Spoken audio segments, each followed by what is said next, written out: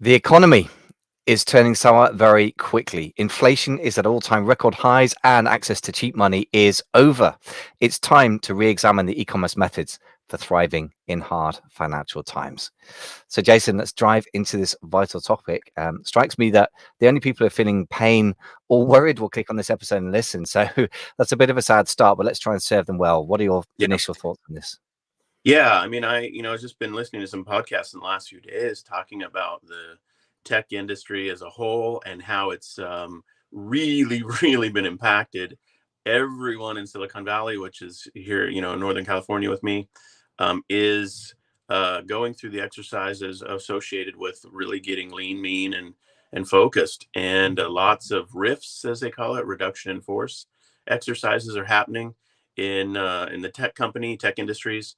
And I'm concerned that e-commerce operators are going to be faced with, of course, the same exact headwinds that are impacting many parts of the economy. So I felt like this might be a real perfect time to really speak into people's lives and businesses, and speak some encouragement, and also some truth to the scenarios associated with this economy turning so sour.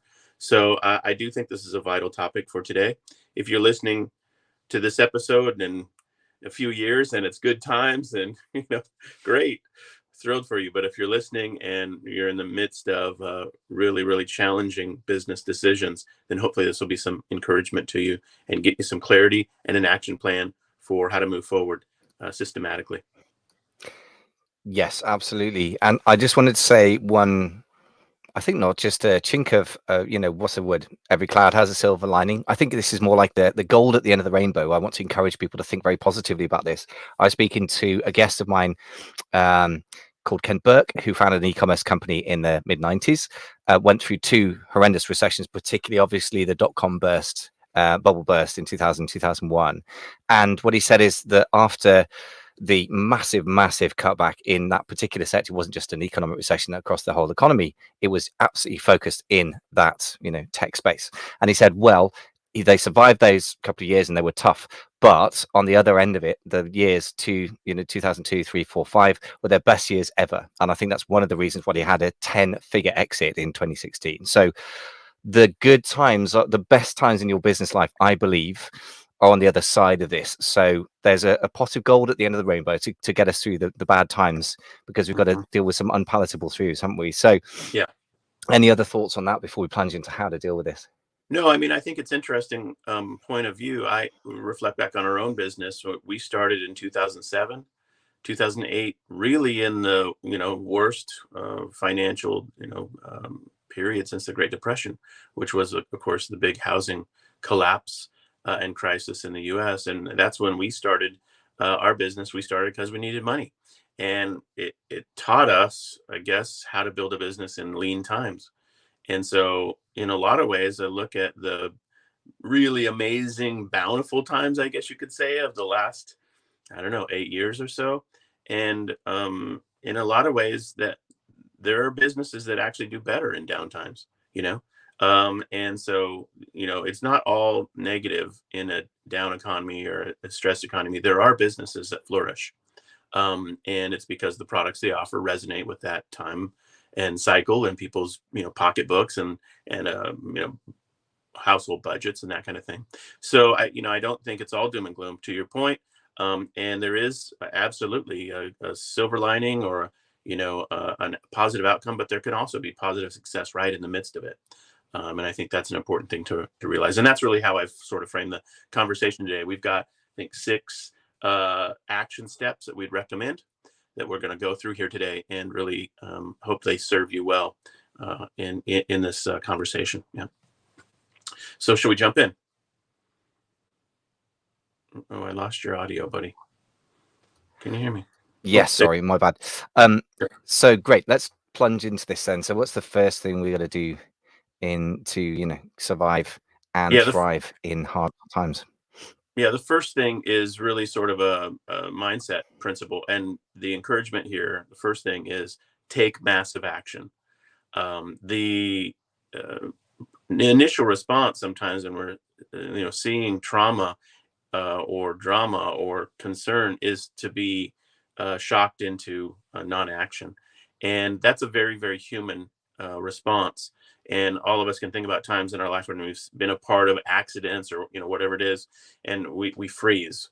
So the mental discipline of the senior leader of any business, one of the things you have to do is have to have clarity about taking massive action. You're the one that will take the 3, 4, 5 steps in your business to sort things out and make sure all is well for your team and for your long-term success. And that starts with you saying, I'm not going to just not do anything. I have to have a battle plan. And as Mike Tyson famously said, everyone has a plan until they get punched in the face. But the reality is, the leader of your business, your revenue for your company, you have to have a plan for getting punched in the face and what to do after you get punched in the face, and go through that process of saying, I'm going to step forward, I'm going to take action, I'm going to be bold and decisive, I'm going to think clearly, and not allow myself to get frozen into analysis paralysis, or kind of just stuck in what we're doing and just put our head down, put our head in the sand, and not take any specific actions to deal with the market conditions changing. And so I think that's the first thing. I think it's the most important thing. The actions you take might be wrong, but if you're willing to take action and to learn, get in that feedback loop really quickly and pivot, pivot, pivot, then good things are going to come from that. Even if your first or second decision or thinking step isn't clear, you'll get clarity and move more effectively forward as you take action. And it's got to be bold and decisive and massive, in my view, many times. And the longer you've waited and the more you've ignored things, the more you have to clean up stuff. And that's just the reality of it. I like this. It's not so much, I was going to say tough love, but it's not really. It's the right sort of thinking for an entrepreneur anyway. It's leadership Yeah. thinking, right? And I guess that it's easy to feel like a leader, and I'm no better or different, so I get it. But I mean, when everything's going well, you feel like a leader. But the truth is, if your business tripled, as many of my clients did, I seem to have lost my video. 1 second. God damn it. Excuse my French. Switch to my camera. Sorry, go ahead. Fix it. But let me Yeah. just say this while you're fixing. What happens in stressful economic times is, what we realize is, there are things that we've ignored or neglected that we need to set right. And it doesn't have to be the economy turning sour. It could just be your business turning sour. And when I work with my coaching clients, sometimes if they're experiencing a negative set of conditions, I'll ask them very, very basic things. And as it frequently happens, they won't have dealt with some obvious issues or items. And so, Michael's, you still there, buddy? You're working on your camera, I know. Okay, Michael's out completely. I'll move on. Point number 2. I would recommend that you audit your situation. And auditing your situation means really taking a hard look at your income and your expenses, and getting clarity on your P&L. To my point a moment ago, when I work with clients who are struggling, one of the first things I'll always ask is, what's your most recent P&L telling you? And they will tell me that their most recent P&L, they can't remember when they did their P&L. And then they'll kind of hem and haw and say something like, well, I'll have to get that finished. And my commentary, back to them is, that is the starting point that you have. Like, can you get it done today? Like, can you get it done in the next hours? And we're like, well, I haven't entered my credit card info for 4 months, or, whatever it is. And so the reality is, you have to audit your situation and really understand what's your revenue looking like and what's your expense lines looking like. The P&L is the form to do that with, and to really understand, okay, what's the current state of my business? And what I find is that when people have neglected that, hard times can fall on you. And when they haven't neglected that, when they're up to date every month, every quarter, every prior, year period, they know their numbers, they won't be surprised in these kinds of situations. And that's true to just general business level. And it's also true when the economy changes. So, Michael, are you back? I think we can see you. Can we hear you? Yeah, indeed. Okay. Yes. So Hey, yeah, buddy. hard times on the camera front here. I agree with all of this stuff. I think a couple of things. They say bad habits grow in good times, and that's true for most people in e-commerce, therefore for most of e-commerce history, because most of it has happened since 2008, 9, 10. And therefore, you're right, we get into bad habits, and the solution is get back into the habits we should have had all along. Be decisive, have a Mhm. plan. And to the Mike Tyson point, it's rather harsh, but it's true. I guess that one of the reasons boxers have to get fit, I'm not a fan of the beautiful game, as they call it, but I guess one of the reasons they have to get fit is so that their muscles will absorb the blows that would kill anybody else. And I guess that one of the things we need to do is get sort of fit enough to cope with the body blows that may come from the market over the next 18 months, 24 months. And to your point, getting financially knowledgeable and financially in a good position is part of that. And it's incredibly easy. I think that there's a sort of almost, you have moments of choice when you feel the emotion of the pressure of a perception of recession, and whether it's right or not in your particular market at a particular point, or you see your sales numbers go down, which always is an alarming thing. You have a choice right there to either start freezing or to immediately go into action. I don't think you have a choice to be very neutral anymore, because I think it sort of pushes you one way or the other, right? That's been my experience. Yeah. What do you think? Is that an exaggerated point, or is it more or less come to that sort of thing? No, I mean, I think the worst condition to be in is to be surprised by Mm. stuff. No, that's the worst thing. It's like, what? I didn't realize we were spending $4,000 a month on Facebook still. That hasn't worked for 7 months. Like, oh, oops. Well, that's a lot of money. And that's the worst, absolute worst thing is to be surprised, in the data or the revenue or the expense lines. And so you've got to be able to just say, look, what's the situation, and then respond rationally and respond appropriately. So we've got some more tips here. The third thing, if I can go on to that one, is once you know your numbers and once you're ready and committed to taking massive action, first thing I would do would be to cut non-performing products and marketing strategies. And this is hardcore, but you've got to become realist when you're facing difficult times. If you can say to yourself, look, I know I was trying to make something happen with this product and it just has gone nowhere, and here I am, nothing good has happened. If it's non-performing and you don't see it serving you in the moment, and I'll have like a little asterisk, and I'll come back to this point in a few minutes. But if it's not performing, cut it. Same thing's true for advertising strategies. There are many advertising strategies that we invest money into. It's kind of shiny object syndrome sometimes. Like, oh, SEO, yeah, I haven't done that. Maybe that's what I should invest in. Oh, TikTok marketing, TikTok ads. That's my new thing I'm going to invest into. And we understand that many of these are bets for gaining audience and customers. And many times they're expeditionary dollars. We're sending them out into the world and like, can you find me some gold somewhere? Well, I'll see you later. You're going to TikTok, or whatever, to use the old missions or expeditionary thinking. And can you come back with anything productive and good? Well, in soured market conditions, those are the first things you want to say. Oh, okay, that was fun. We're going to pick that up again in another couple of years when we have capacity.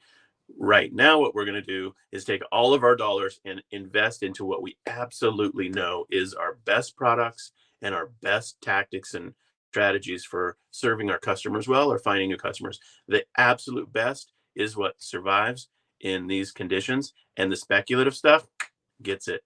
And I think that's it's a harsh reality. That means you sometimes have to break vendor relationships or end them.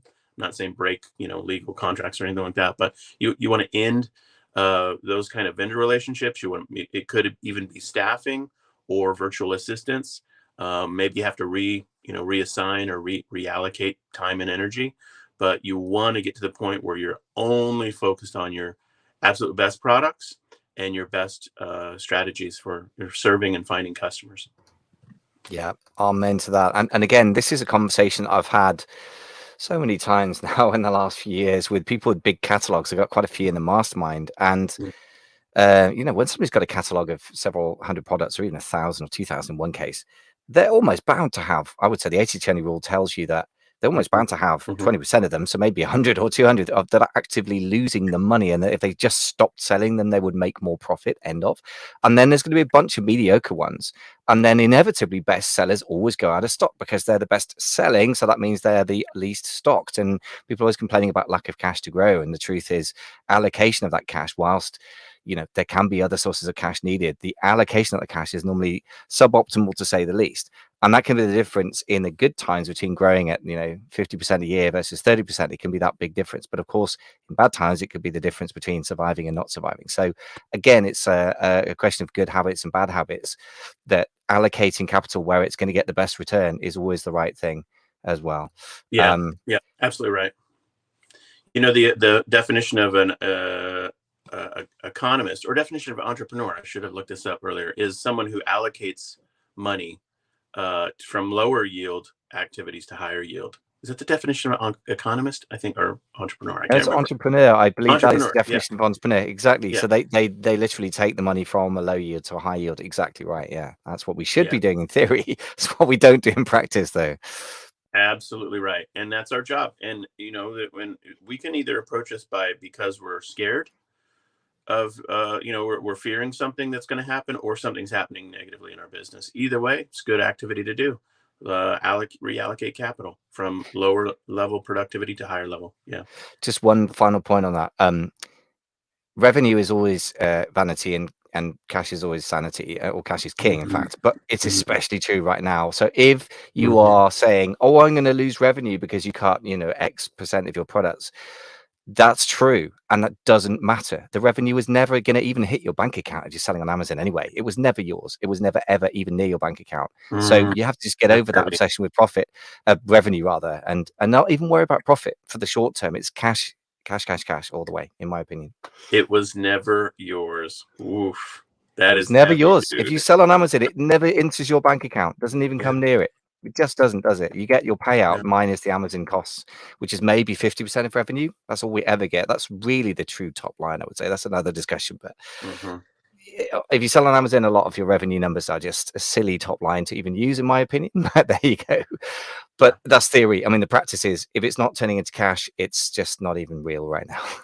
So that's like the number one reason to not go to Amazon seller conferences or be a part of Amazon seller groups, because they just bait you to talk about your top line revenue. That's Yeah. all they want to talk about. They Yeah. We have a never, bit more of a ever rule about talk that about in profit. They're we're never starting to focused really on it. get harsh on that in the mastermind. I mean, we're I'm gradually, it's a culture shock for people. So gradually persuading people, say, okay, and what is your gross margin on that? And normally people don't know. I say, okay, Mhm. would it make sense to go find out? And normally they're bright enough guys to be embarrassed at this point because they know they should know. To your point about knowing your numbers. Anyway, enough said, but you get the idea. Revenue is Absolutely. meaningless, folks, but it's really, really dangerous to obsess about it now, as opposed to merely meaningless. End of the sermon. Yeah, let me mention idea number four. I broached the subject a moment ago, but I'll just say that the fourth thing you need to do is reduce team size to essential team members only, and really focused on your largest expenses, which your largest expenses in any e-commerce operation are going to be if there would be three, there'd be cost of goods, if you want to, lump that into the expense side of the thinking. And then there's going to be team, staffing, and your own, and if your LLC structured as a S corp, your own W-2 monies come out of that, and then your owners draw discretionary additional income. You think through that. Those are the two biggest. Third one would be advertising. So you want to look at each of these three, and the team member componentry of this is the most obvious place to say, do we have the right people in the bus? And Jack Welch was famous in the olden days at GE for saying every year you should be eliminating 10% of your workforce. Now, if you're a kitchen table entrepreneur, you've got 3 or 4 people helping you with your business. Those are really, really tough, words to hear and bitter pill to swallow. But the reality is this, and this is really, really harsh to say, but the reality is, if you personally bankrupt yourself serving your team members and keeping them employed, they will not be employed at the end of that process. And so it's almost, in a way, and it's just sad to say this, but you have to preserve your role in the business or you won't have a business. And that is brutal logic to employ to any kind of right sizing or reduction in force conversation. But small business owners can get so sympathetic and so invested into the idea of them being the employer for their people and love their people so much that they can actually do a massive disservice to the collective group because they won't make the hard decisions. And I was in human resources for 20 years in my nonprofit, management career, and I did, reduction in force exercises and reorganizations and terminations and all of the ugly underbelly side of human resources. And I can tell you it's brutally difficult on tenderhearted managers who really, really care about their people. But at the end of the day, somebody's got to say, we either bail out weight on this ship or the whole ship goes down.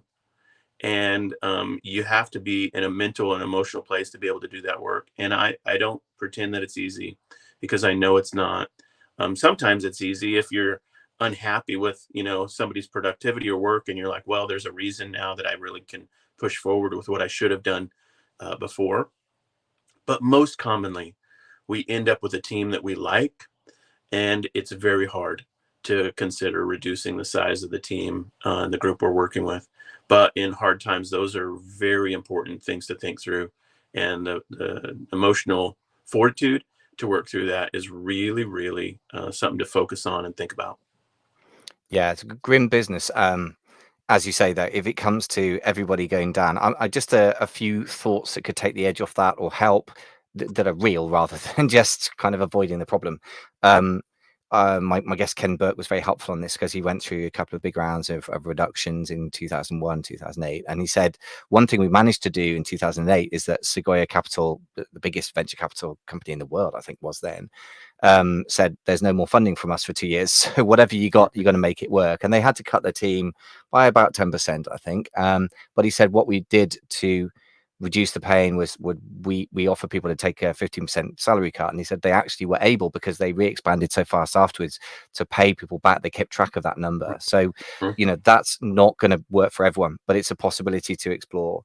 The other thing he said, if you cut early and do one round of cuts, it's horrendous for everybody, of course. But then if you do that and you communicate that to your staff, assuming you've done your numbers and that's realistic to survive on that, then you don't have it hanging over everybody else who's left. Mhm. Like, it's Yeah. done.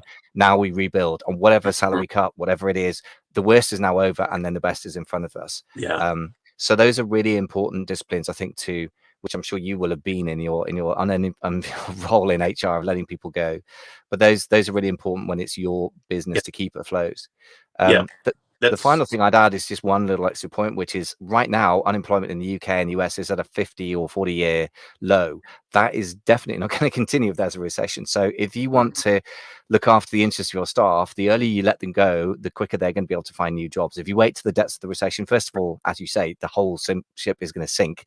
And Yeah. secondly, if you do care about your staff, which I totally get, I'm the same, then give them a chance to find a job, in which case now is a good time to look, not in 2 years' time.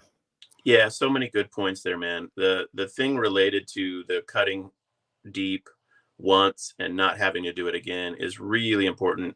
That advice was just mentioned this week in the All In podcast, which I like to listen to. David Sachs is the operator who helped co-found or was a chief operating officer at PayPal.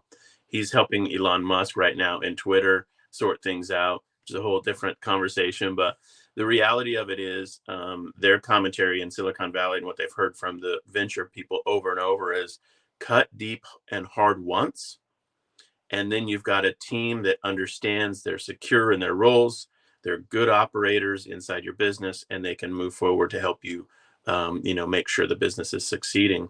That's very, very different than if you have to cut and then people are looking around and it's horrible actually if you have uh, forced layoffs, especially for morale. If people sit at the end of it and say to themselves, I know so and so over there is not a good worker, and they're still here. That creates a real sense of foreboding. Like, okay, we obviously didn't cut deep enough, or those people are here because they're somehow protected, or somehow there's some kind of weird culture thing. And the people who aren't good operators or aren't good workers are still here, and some good people got cut. All of those horrible, corporate insider scenarios start to emerge in times like this, stress, because people get very, very focused on fairness and very, very focused on, you know, I guess you could say judging, what's happening in times where their personal livelihood is threatened, as they should. And so it is very, very challenging to do. But I would just say, if there are people who are not performing, then obviously they should have already been dealt with.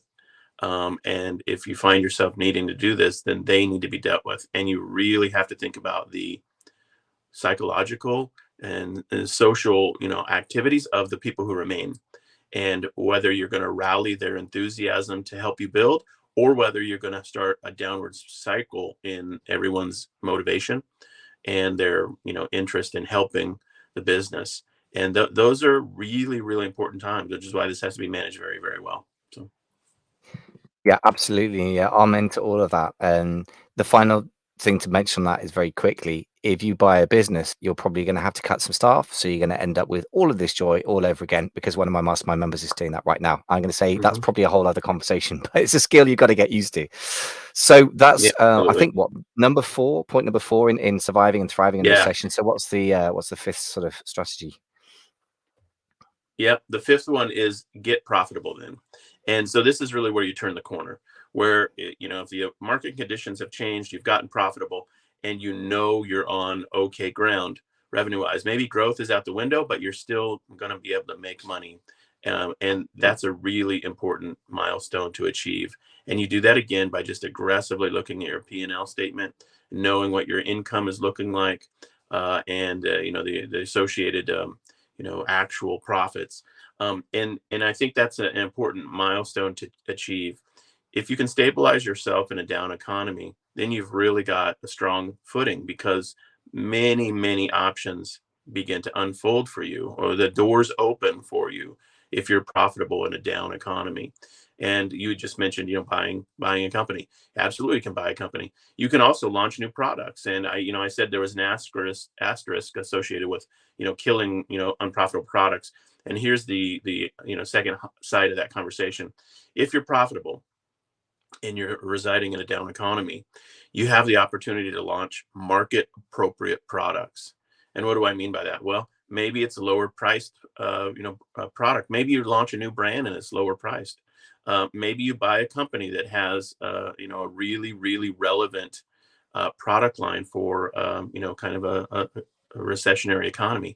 And you looking for opportunities to make sense out of where people are at their household level and their budgets. You maybe focus on things that are, not wants, but needs. And maybe you package things as, for example, better service. Maybe it's a recurring subscription to something that saves them money. The subscribe and save model, really lean into that. Those kinds of ideas, I think, all kind of open to you if you're residing in a down economy, but you're doing it profitably. And then the other thing that I would just say is, you can also look around and see all the people who may have gotten laid off, and who may have been brilliant operators, and or their business went out of business, and through no fault of their own, they don't have employment. And you really do have an opportunity to work with amazing people. That was what happened to us in 2007, 8, 9, and it totally radically transformed our business. We hired somebody who had been a senior designer at Nordstrom for 13 years, who was unemployed, and she worked with us for 5 years, and it totally revolutionized our business. And so these opportunities really do, kind of open unto you if you're sitting there ready, willing, and able to look at the market conditions. Yeah, I mean, it's just another, again, a reflection, a very positive thing, if you like. The power that comes from running a tight ship is actually, there's so many positives, even in during a recession, as you say, let alone afterwards. And yeah, the power of cash. I mean, if you've got cash and other people haven't, you're in an incredible, powerful position. And people forget that. They obsess about revenue or product lines, all sorts of numbers, which just aren't very defensible. I mean, have you got all your stock money tied up in stock and it isn't moving? it's not of any value to anyone. Their stock value is only in your mind half the time, because what was worth, $5 a unit last year might be worth nothing now. So again, it's cash, cash, cash all the way. And loads of fantastic things you said. And I didn't know about your designer at Nordstrom. That's really, really cool story. Yeah, Very concrete yeah, example. yeah. Her name was Karen, and she liked what we were doing, and she was ready to find a new opportunity. And she, came to us and said, I promised myself I was going to take a break after leaving Nordstrom, and then I was going to look at whatever really attracted my attention and energy and enthusiasm. I was going to jump into, and it was our business. It was our Cinnamon's work, and that was just an incredible blessing. And so similar things can happen in the next year or two, as if the economy does, kind of continue to go where people are looking for it to head, which is really tough times. Those employment opportunities will be just flourishing for businesses that can add people. And that's, I guess, as you mentioned at the beginning of this conversation, the gold at the end of the pain here, that would be one of the things I would say could be an absolute game changer, is if you're a viable, thriving business in the down economy, you can start to find people and network into relationships where really, really amazing people are available. Man, it could just absolutely, change your business forever. And also, it strikes me that that's a beautiful and very human form of that whole taking resources from low yield and putting them in high yield. If a person's unemployed, then they're not Mm. using their skills at all. Whereas if you take them into your business and you have a thriving business and they make it even better, as you've experienced, then that's true entrepreneurship in that sense that you mentioned earlier. I've just got one sort of bonus thing which doesn't fit neatly into one of your categories, which will, by the way, fantastic advice.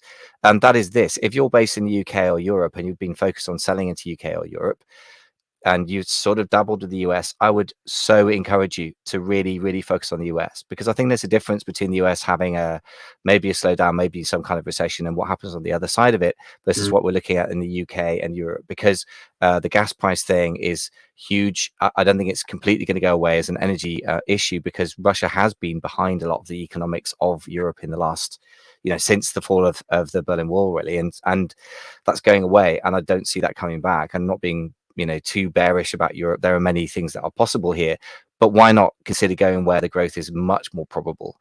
And you're going to have to get used to the fact that there are big, aggressive markets, much more competitive than if you're used to, Mhm. European-sized markets.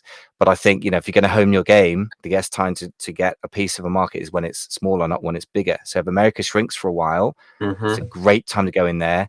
And frankly, I think you need that hedge against the European and UK economy. So one thought for the Europeans listening as well. Well, I'll add a bonus as well. The reality is, if you do these steps, and this is another, gold at the end of the pain type observation. You do these steps, you might be surprised who amongst your competitors go bankrupt and shut down. And the reality is, there's something in mutual funds called survivorship bias, and that's that, they look at the data only of the companies that exist in the moment they're looking at data, and they say, oh, what are the averages for these companies? Well, they don't look at all of the ones that went bankrupt. And so the reality is, you might feel like you're in second or third or fourth slot right now as the competitor in your niche. uh, Go through a real lean market, and you'll find out, as Warren Buffett said, who's been swimming naked. And the reality is, your competitors might have been really focused on growth and really focused on top line revenue and really unprofitable. And that will turn sour real fast. And then there you'll be amongst a different set of competitors. And so I really do encourage people, go through the pain, taking massive action, getting really, really clear on your situation, getting aggressive about cutting non-performing products, reduce your team size as needed, get profitable, and then consider launching new products. That would be the summary. And I really do believe that good businesses are forged in the furnace of difficulty. They're refined in the fire of problems, concerns, drama, and they get better when they survive it. Your lump of coal really could turn into a diamond if you weather the storms and survive.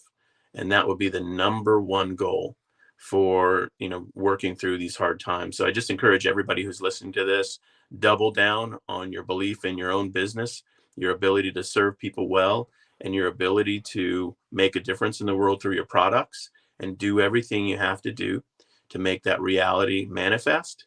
And you're going to end up with a stronger, better business because of it. So there you have it. That's my recap. Fantastic. Thanks, man. This has been a really kind of uplifting conversation. So, just a quick reminder to everyone to go and listen to the show, and don't forget to subscribe. Spotify and Apple seem to be the main places, but whichever podcast player of choice you use. And don't forget to binge listen to our prior episodes. We talked about defensive business strategies a lot. And that's because it's super important to go and absorb that. There's tons of stuff out there that hopefully will be applicable to a wide variety of e-commerce businesses. And yeah, thanks everyone for the conversation, man. Great stuff. Thanks, buddy. As always, it's an honor.